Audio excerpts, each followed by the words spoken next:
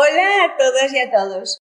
Hoy, en nuestro canal de Filósofas en la Historia, traemos a un personaje muy relacionado con mi profesión de enfermería, de la mano de Paz y de Noelia, que nos van a hablar de Florence Nightingale. Seguidme.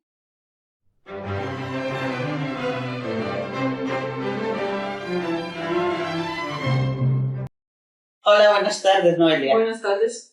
Estamos en este apartado de las filósofas ante la ciencia y la tecnología, pero iniciamos como un subgrupo. Vamos a escuchar a científicas que tienen aportaciones que revierten totalmente en el campo de la filosofía y concretamente en estos momentos nos situamos en el ámbito de las ciencias de la salud y en un ámbito muy cercano y muy operativo como es el ámbito de la enfermería. Y lo vamos a hacer de mano de Florence Nightingale. Preséntanosla. Florence Nightingale nació en Florencia en 1820 y vivió hasta 1910. Y bueno, ella es una figura muy importante, es considerada hoy una de las madres de la enfermería moderna, vamos a decir algunas de las razones por las que es tan importante su contribución, y que tiene, a nuestro modo de ver, relevancia filosófica, porque vamos a ver ahí pues, una teoría del cuerpo, una teoría de la enfermedad y la salud, y esos son los ámbitos que conciernen obviamente a la filosofía, ¿no? Bueno, ella, ya digo, tuvo muchos reconocimientos en vida y también posteriormente a su muerte.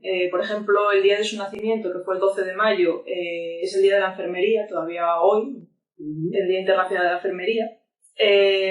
Pero también tuvo que librar sus propias luchas a pesar de esos reconocimientos que llegaron pronto porque, por ejemplo, su familia no quería que se dedicara a la enfermería. Ella era de familia de bien, ¿no? De una clase social acomodada y se consideraba que el trabajo de enfermera pues, era un trabajo que correspondía a mujeres de clases inferiores, más bajas, ¿no? Porque no era un trabajo considerado para que hubiera que formarse, ¿no? Y era una mujer culta, bien formada, que estaba destinada a casarse, ¿no? Pero no a trabajar de enfermera. De todas formas, ahora que te oigo eso, pues no vamos a dignificar aquí la profesión, claro, y además vamos a vincularla con la filosofía.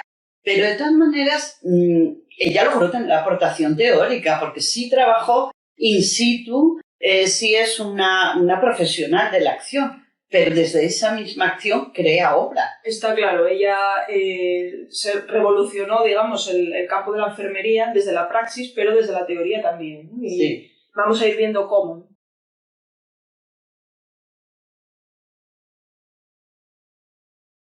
Viajó por Europa y por Egipto, escribió diarios de viaje, escribió mucho. Hoy vamos a hablar de una de sus obras, Notes on Nursing, pero tiene mucha obra. Y empezó ahí ya desde muy joven a realizar visitas a centros sanitarios de distintos países para ver cómo se cuidaba a los enfermos, cómo se los trataba, y entonces hay un aprendizaje basado en la experiencia, que es el que luego ella además va a defender cuando proponga un programa de formación para las enfermeras también.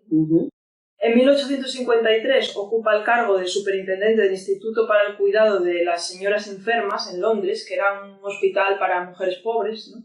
Y ahí es donde empieza a introducir cambios que van a ser muy relevantes después, que tienen que ver con la higiene, el tratamiento del aire, del agua, ¿no? De las condiciones en las que las enfermas se podían recuperar.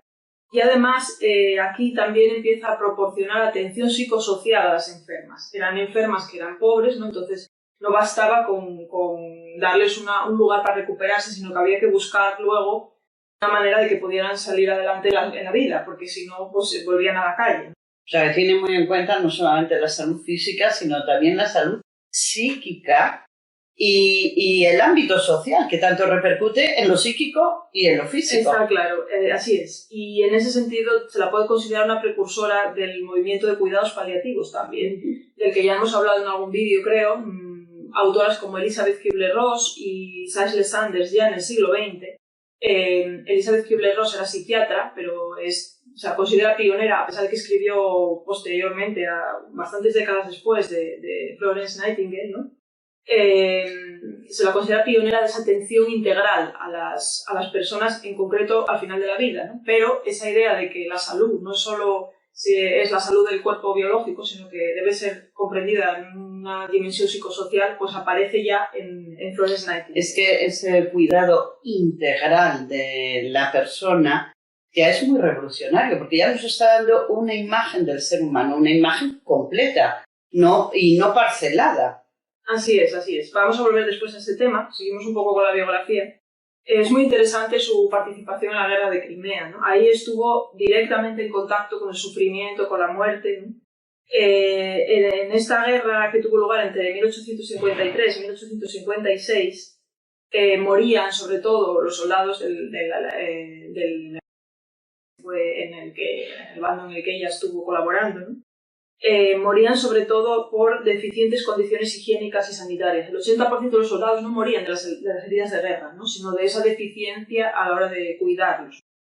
En el año 1854, Florence y un equipo de 38 enfermeras voluntarias que ella había formado, y algunas de las cuales no tenían mucha experiencia todavía, ¿no? Viajaron al frente en la península de Crimea y allí se encontraron un panorama dantesco, ¿no? El poco cuidado, la poca higiene que había, ¿no? Los soldados morían de tifus, de cólera, de disentería, y en cuanto ellas empezaron a gestionar los residuos, a fijarse bien en cómo era el entorno, ¿no? En ventilar, ¿no? En atender a la calidad del agua, la mortalidad bajó, empezó a bajar, ¿no? Entonces hicieron un papel ahí extraordinario. Sí, no me extraña que la consideres una representante de una enfermería integral, sí, porque también en su propio campo de acción vincula absolutamente todo. Sí. Ella misma enfermó de fiebre tifoidea, tuvo que regresar a Londres, ¿no? Y en el 56 se reúne con la reina Victoria, o sea que ella se movía en un ámbito donde podía tener esa influencia, ¿no? Pero lo aprovechó para bien en este caso. La convence de reformar los hospitales y de tomar medidas higiénicas, es que el impacto de su reforma fue muy amplio, ¿no?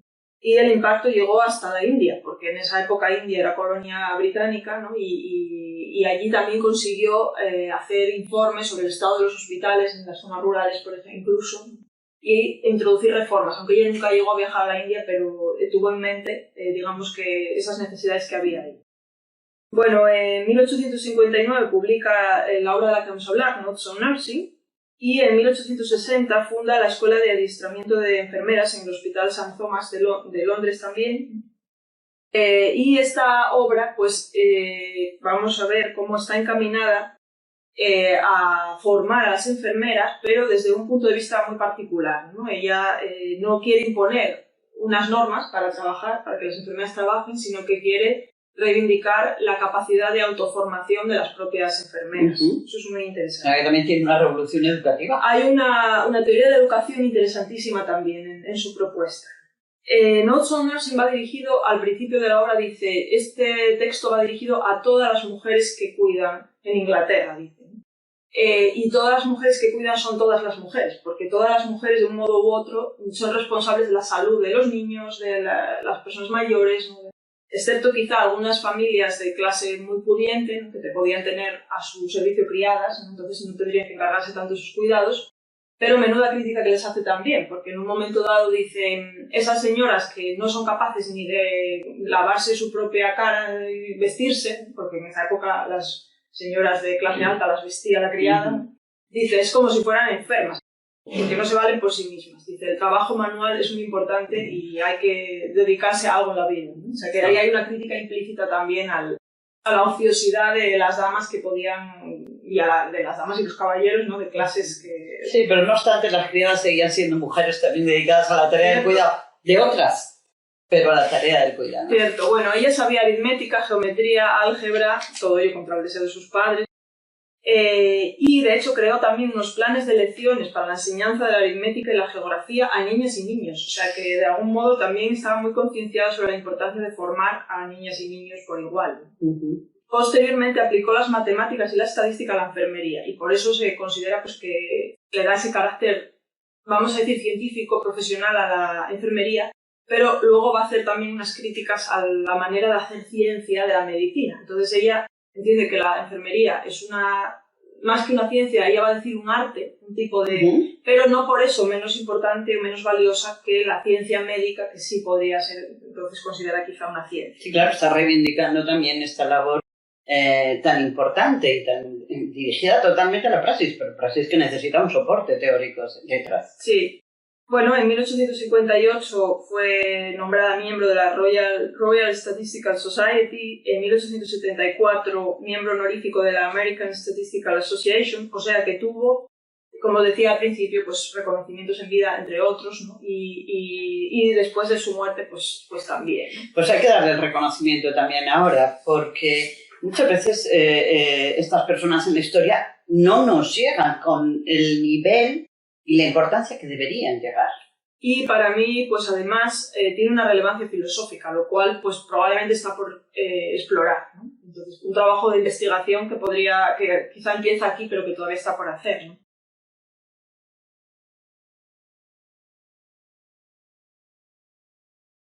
¿Por qué tiene relevancia filosófica? Bueno, porque hay una teoría del cuerpo en la propuesta que hace, ¿no?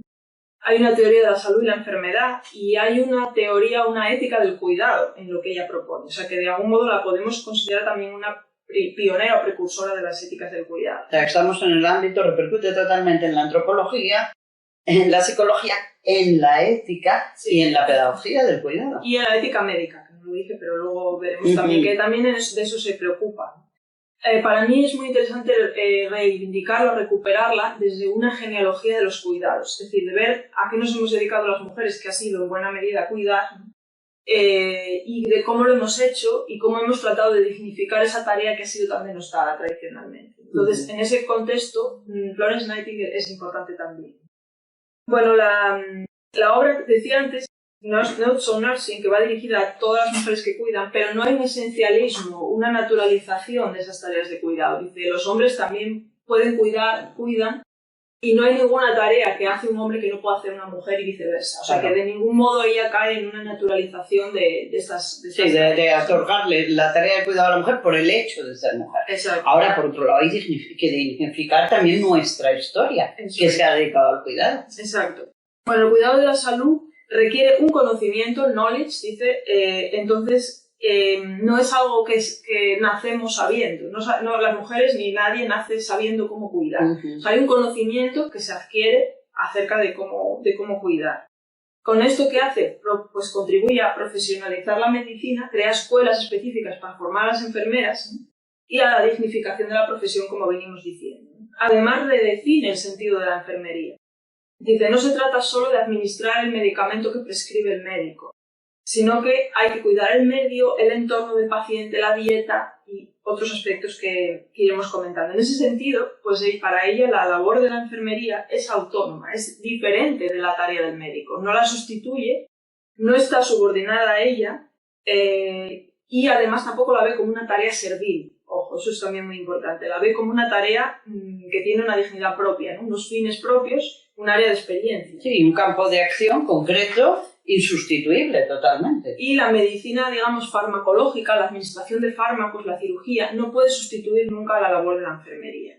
Para eso, dice, las enfermeras es muy importante que cultiven su capacidad para observar continuamente al paciente. Tienen que tener una capacidad de observación muy desarrollada y de algún modo también estructurada. Hay diferentes tipos de observación, la enfermera tiene que tomar notas, tiene que ver la evolución del paciente, ¿no? y tener un ojo, podríamos decir, clínico para valorar todo eso que está observando. O sea, que tiene una tarea propia, hay una praxis propia llamada enfermería. Bueno, anticipa cuestiones de salud pública, muy importante para ella, es la calidad del agua, la calidad del aire, la gestión de los residuos, la higiene y la limpieza, la luz. Dice, en todas las viviendas debería haber ventanas exteriores para que entrara la luz en las casas. Pensemos en las ciudades de esta época, ¿no? De cuando está hablando, finales del siglo XIX, principios del siglo XX, ¿no? Con esto nos está hablando de la dignidad de las condiciones de vida de la gente. Hay una conciencia social en lo que ella dice. Lo había al principio cuando decíamos, si recordáis eso de que las señoras y los señores de clase alta, ¿no? Si no hacen nada, acaban por atrofiarse y uno tiene que dedicarse a algo en la vida, porque si no, pues está como mermando sus propias capacidades. Sí, pero en esta salud pública, en esta defensa también hay una denuncia política. Efectivamente, hay una denuncia política y social. Se centra mucho en eso, en la habitabilidad de los hogares. Dice, ¿de qué salud vamos a hablar si la gente vive en unas condiciones indignas, si las casas no reúnen las condiciones mínimas, ¿no? Y piensa mucho en la necesidad de descanso de las personas enfermas y de la importancia que tienen, por ejemplo, los ruidos que pueden molestar, distorsionar esa necesidad que tienen los enfermos de de descansar, algo que a día de hoy en los hospitales todavía es un reto porque sigue habiendo, como cualquier persona que ha estado ingresada o que trabaja en el ámbito sanitario sabe, sigue siendo un reto garantizar el descanso de los pacientes, porque sigue habiendo ruido por las noches, es difícil descansar, las luces se encienden, hay ruidos, ¿no? Entonces todo eso dificulta mucho la capacidad de recuperación.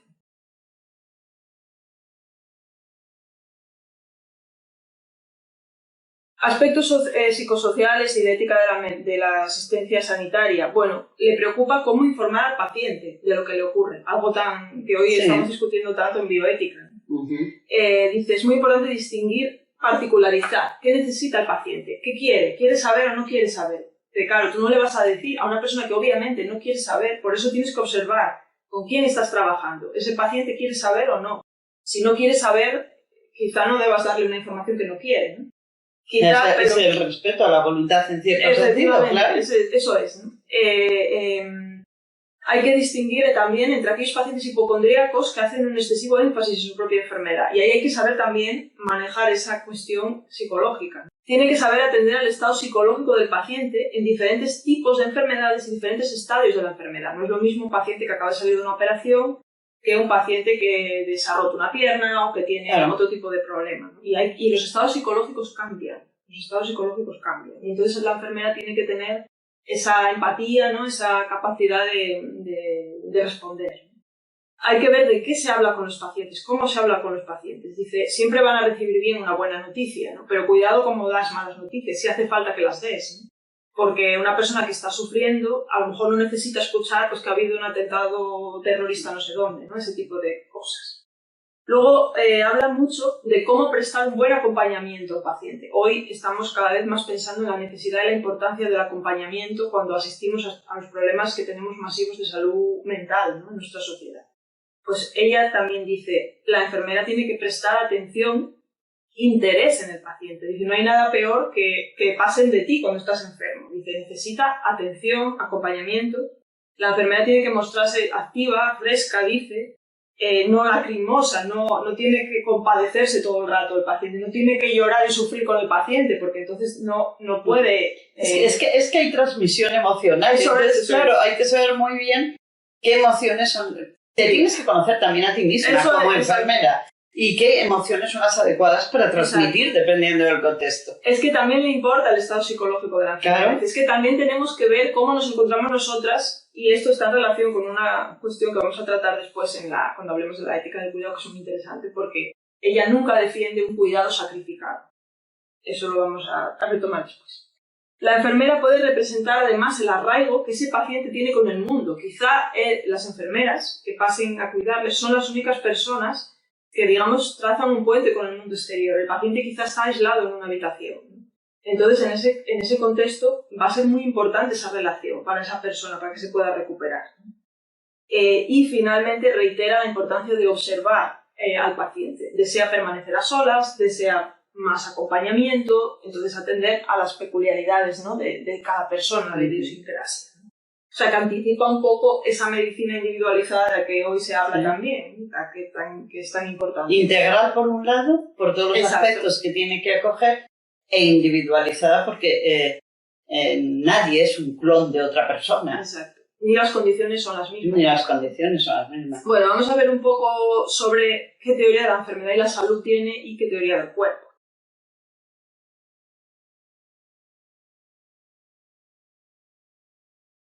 Para ella la enfermedad no es un proceso necesariamente unido al sufrimiento. Puede haber enfermedades cuyos síntomas no incorporan necesariamente determinados sufrimientos que se pueden evitar. O sea, hay que saber distinguir los síntomas que son propios de la enfermedad y que no se pueden evitar, ¿no?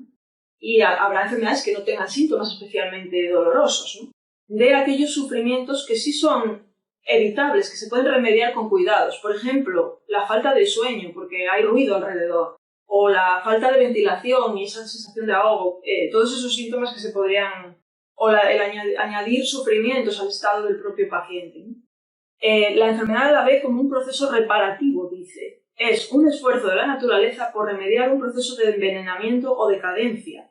Entonces la enfermería tiene que apoyar ese proceso reparativo, las capacidades de recuperación del propio cuerpo. Claro, pero es que aquí evidentemente te afecta filosóficamente, está cambiando la definición de enfermedad. Exacto. E incorporándola a la salud. Eso es, dice, entonces la enfermedad tiene que paliar aquellas molestias que no son propias de la enfermedad, ¿no?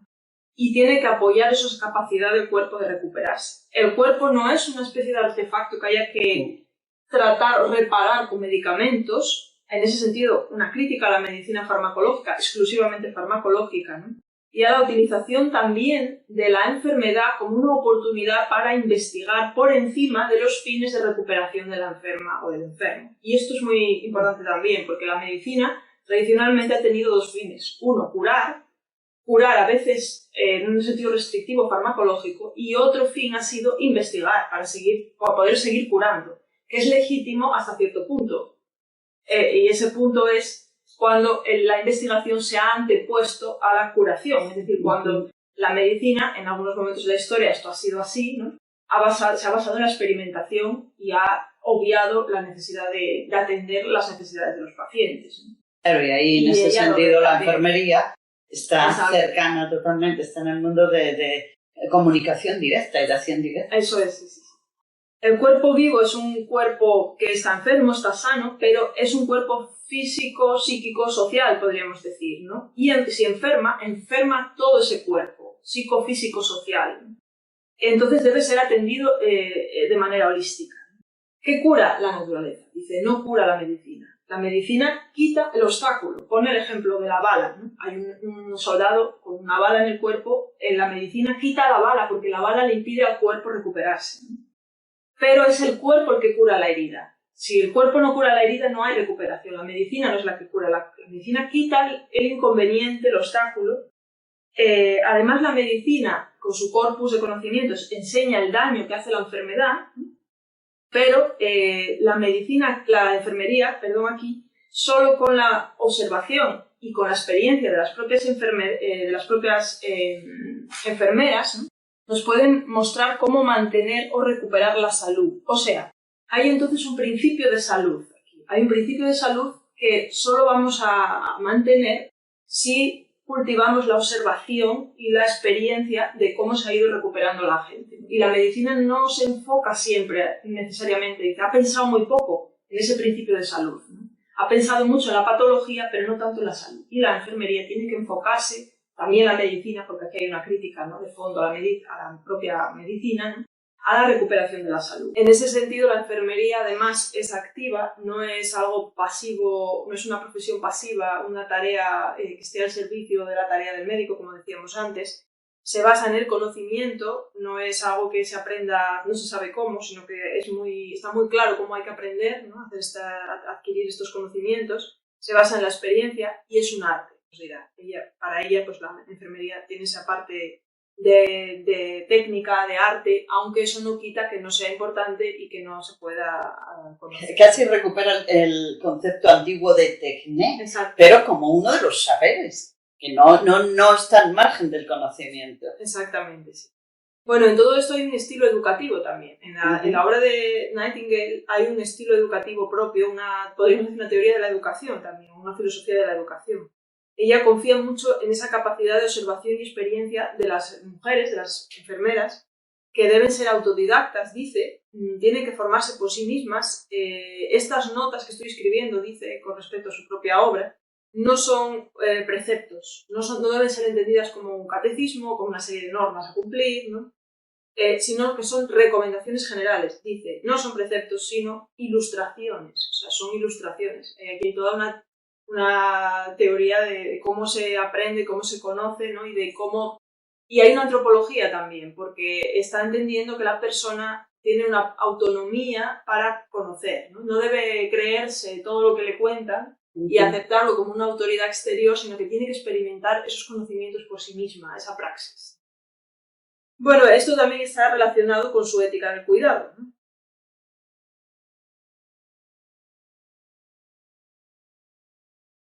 Ya hablamos un poco de su ética sanitaria, pero en el ámbito de la ética del cuidado, en la línea de Carol Gilligan y otras autoras de las que hemos hablado ya, ella no defiende un cuidado sacrificado.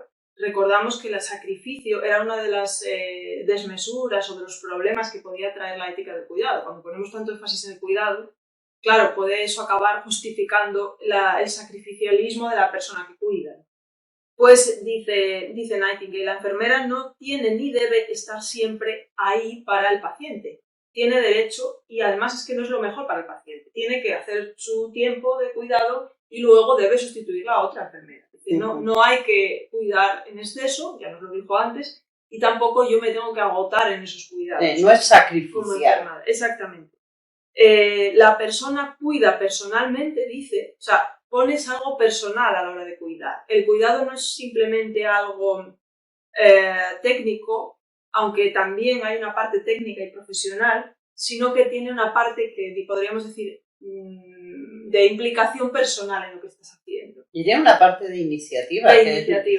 Que es muy buena eso, es decir, no estoy repitiendo, cumpliendo, obedeciendo. Exacto. Tengo una capacidad de acción y de decisión. De iniciativa y de estilo a la hora de cuidar. Y eso está bien que sea así, es respetable, ¿no? Lo importante es que la parte técnica profesional esté bien cumplida, claro, que no se caigan negligencias, ¿no? Que haya un buen conocimiento de la importancia del aire, del descanso, del agua, todas estas cosas que está diciendo.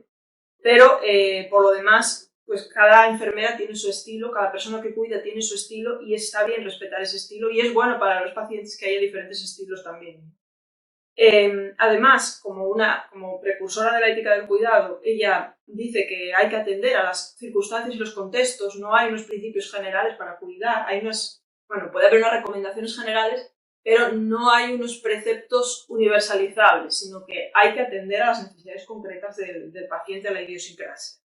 Y esto es lo que ocurre en las éticas de la virtud, que son éticas que no postulan unas normas universales, sino que dicen hay que adaptar esas virtudes a sus contextos. Esto ya nos lo dice Aristóteles. Moderar las virtudes según la prudencia y el sentido común. Luego, ¿qué significa estar a cargo de un enfermo? Se plantea también. ¿Qué significa ahí esa carga, ¿no? El cuidado puede llegar a ser una carga. Dice, hay que limitar los sentimientos de culpa y la sobreresponsabilización, que es algo a lo que en contexto cristiano las mujeres podemos tender, ¿no? A sentirnos culpables de no estar al 100%, de no dar más, ¿no? Porque hay que saber cuándo hay que parar y descansar, ¿no? y dejar que haya una sustitución de tus tareas. Y además, tampoco la enfermería es un trabajo servil. Esto es muy, muy interesante también. Dice, hay que saber obedecer inteligentemente. Es verdad que hay una jerarquía, ella reconoce que la hay, pero obedecer inteligentemente se refiere a un tipo de obediencia que respeta la autonomía de la persona que obedece. Es decir, es lo que llamaríamos una especie de autoridad por la experiencia, por el cargo que ocupas, ¿no? Donde el obedecer no va contra tu autonomía, sino que de algún modo tú tienes tu área de responsabilidad donde asumes tu capacidad de acción, pero luego pues también en un momento dado tienes que cumplir órdenes que se te dan en esa cadena de mando. Eres responsablemente. Claro, tienes tu función, sí. Pero la obediencia solamente va por la organización, por el papel que te corresponde en esa organización, no por la sumisión. Exactamente, eso es muy importante. Que no hay sumisión, no hay servilismo, ¿no? Y no hay pasividad, digamos. Claro, hay agencia, hay cultivo de las capacidades, hay un respeto a la inteligencia de las personas, en este caso, que cuidan, pero en general esto vale para toda su teoría de la educación. Cuando está enseñando geometría o aritmética a las niñas, también incluye de algún modo esa idea de fondo, ¿no? Vamos a recordar aquí que ya hablamos de ella en el capítulo de las maestras, o sea, filósofas y maestras. Entonces, toda la gente que quiera ampliar sus conocimientos en ese área, tenemos un vídeo que ya salió hace unos meses, solo hay que buscarlo en el apartado de filósofas y maestras. Eso es, ¿no? Y bueno, para recapitular un poco, pues hemos dicho que Florence Nightingale es la madre de una de las madres de la enfermería moderna, como esto es ya bien sabido, pero hemos reivindicado también su papel como filósofa del cuerpo, de la enfermedad, ¿no? Porque ha teorizado sobre su experiencia y nos ha mostrado una idea de enfermedad en un sentido psicofísico-social, ¿no? Muy amplio. Nos ha propuesto entender que la recuperación es el apoyo a las capacidades del cuerpo para recuperarse, ¿no? Y no solamente a la aplicación de un fármaco, ¿no? Nos ha reivindicado un modelo de cuidado que respeta la autonomía de la persona cuidada y de la persona que cuida, ¿no? Y y en ese sentido pues es muy moderna, de plena actualidad, puede enlazar perfectamente con lo que hoy se llama medicina integrativa, medicina holística, ¿no? Y que de algún modo podemos pensar que recupera el sentido original de la medicina ya por Hipócrates, ¿no? Lo que pasa es que la medicina moderna se había independizado un poco de la herencia cultural de la medicina clásica, con sobre todo la asunción del contexto ontológico cartesiano, ¿no? Diferenciando el cuerpo y la mente y entendiendo que el cuerpo es parte de la resistencia que se puede reparar, ¿no? Algo que por su parte también tuvo un componente emancipatorio, ¿no? O sea, también nos permitió intervenir los cuerpos de una manera que quizá anteriormente no se había aceptado, ¿no? Pero que llegó a ser restrictiva al separar lo considerado físico de lo considerado psicológico, social. No, hombre, y ella es muy revolucionaria en el momento que nos está poniendo en horizontalidad distintas, digamos, especialidades y está trabajando con ellas. Y es una representante de creatividad feminista. Exacto. Y femenina. Sí. Las dos cosas. Y con conciencia social. Con conciencia social, con conciencia política. Y política, sí. Pues muchas gracias, Noelia. Espero que os haya interesado porque desde luego tenemos aquí un saber poliédrico en interacción que probablemente es por donde va la marcha de la filosofía, con ayuda y con relación, con comunicación con otras disciplinas.